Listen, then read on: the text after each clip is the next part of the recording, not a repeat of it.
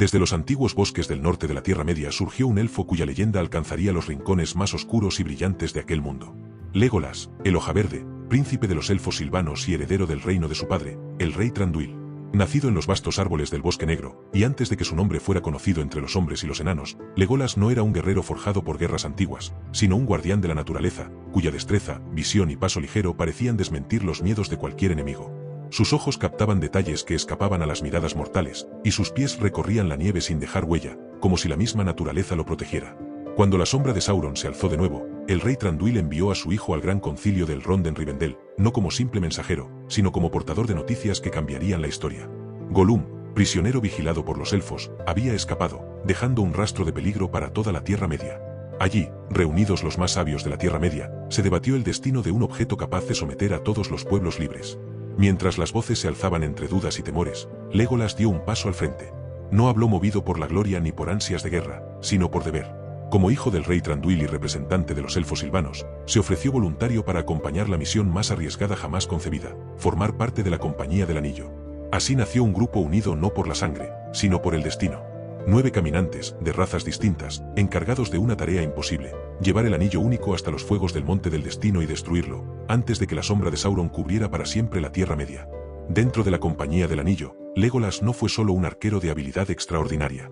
Fue los ojos que veían más allá de las colinas, el oído que captaba movimientos en la distancia y la presencia serena de un mundo antiguo que aún no había sido corrompido por la sombra. Mientras los caminos se volvían más peligrosos, su ligereza élfica se convirtió en una ventaja vital.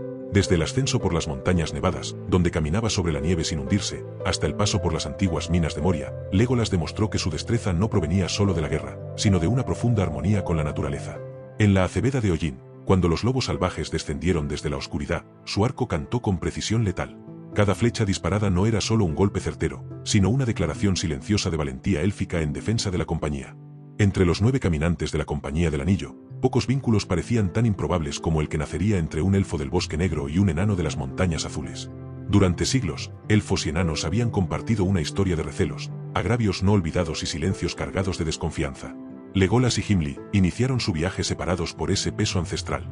No había odio abierto entre ellos, pero sí una distancia fría, heredada de viejas heridas que ninguno de los dos había causado, pero que ambos recordaban. Esa distancia se hizo evidente al adentrarse en las antiguas minas de Moria. Mientras Gimli caminaba con respeto y melancolía por los salones de piedra, recordando la grandeza perdida de su pueblo, Legolas avanzaba con cautela. Allí donde el enano veía historia y hogar, el elfo sentía una opresión profunda, como si la propia roca estuviera cargada de una memoria oscura que rechazaba toda vida. En las sombras de Moria, la compañía sufrió su primera gran pérdida. La caída de Gandalf en el puente de Khazad-dûm quebró algo en todos ellos, pero en Legolas dejó una herida silenciosa. Por primera vez, el elfo inmortal comprendía con dolor lo que los mortales conocían bien, que incluso los más grandes podían desaparecer en un instante.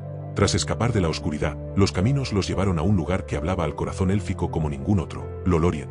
Allí, bajo la luz de los árboles dorados y el canto suave de las hojas, Legolas volvió a sentir la presencia de un mundo antiguo, puro y casi intacto. Sin embargo, ese refugio también se convirtió en escenario de un momento decisivo. Cuando Gimli, el enano, pidió como único regalo un mechón del cabello de la dama Galadriel, el silencio se extendió entre los elfos. Aquel acto, humilde y lleno de reverencia, rompía siglos de desconfianza con una sola petición. Legolas fue testigo de ese instante, y desde ese momento, en él algo cambió. Donde antes veía a un enano, comenzó a ver a un compañero digno de respeto. Desde entonces, entre Legolas y Gimli nació una camaradería forjada no en palabras solemnes, sino en el peligro compartido. En los campos de batalla, su rivalidad amistosa se convirtió en un juego de cuentas y risas en medio de la muerte, una forma inesperada de resistir a la desesperación. Junto a Aragorn, heredero de reyes y líder silencioso, Legolas encontró también un hermano de armas. El elfo, el enano y el hombre, 3 pueblos antaño distantes, caminando juntos bajo un mismo destino.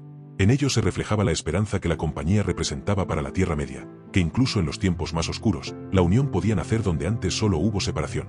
Cuando los caminos de la compañía se bifurcaron y la oscuridad de Sauron se extendió sobre la Tierra Media, Legolas dejó de ser solo guardián de su bosque y se convirtió en un faro de esperanza en medio de la guerra.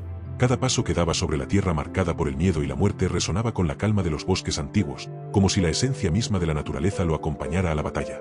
En los campos de Rohan, mientras el viento helado recorría las llanuras, Legolas disparaba flechas con precisión sobrenatural.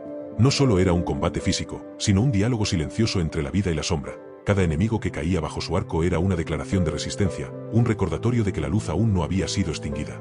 En Helm, entre el choque de espadas y el rugido de los enemigos, Legolas se movía con ligereza imposible.